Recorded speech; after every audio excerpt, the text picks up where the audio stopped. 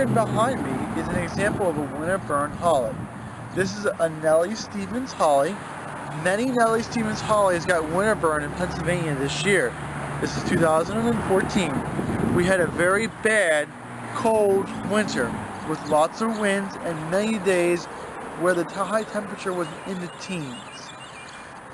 When you see trees like this, it is something to be concerned about, and you should monitor it. There is a couple things you can do. The first thing to do is a lot of people like to take off the dead leaves. You don't really have to do that, and sometimes you don't want to do that because if you take off a leaf that's dead, that you think it may be dead, it actually may not. It may hurt the tree later. The best thing to do is to wait for a little bit later in the spring to see which leaves are actually good and which leaves are actually bad before you remove anything. The next thing you can also look at is that this one here, it has lots of green stems on it. And when you have green stems, there's a chance that the buds may still be alive. So don't remove stems that are green.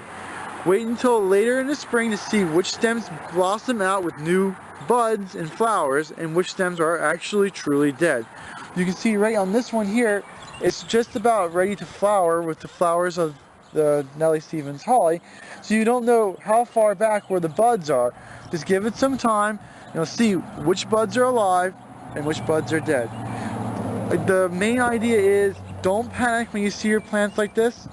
Give it some time, see how the plant's going to react before you go start ripping out and getting new trees. And this was a well-established Nellie Stevens, is that correct? Yes, this was planted in here probably when it was like 4 to 5 feet tall, and it's definitely up to 8, maybe even a little bit up to 9 foot tall. So even if you planted your tree last year, a lot of trees that were planted prior to that had been established and been in the ground also had damages. Well, thank you, Mike. And what other trees suffered windburn damage this year from the severe winter? All evergreens suffered this year. It doesn't matter whether it was a spruce, a pine, a holly, a skip laurel, yew, they all got hurt with this really bad wet winter. Just give whatever you see. Sometimes you'll see stuff that loses the needles. Some of it doesn't look very good. Whatever it is, just take a look at it and let it do what it's going to do. Don't force something or don't start cutting until you know what is actually dead. Okay, thank you very much. If you have any questions, you can call Michael at 267-446-2376. All right, very good.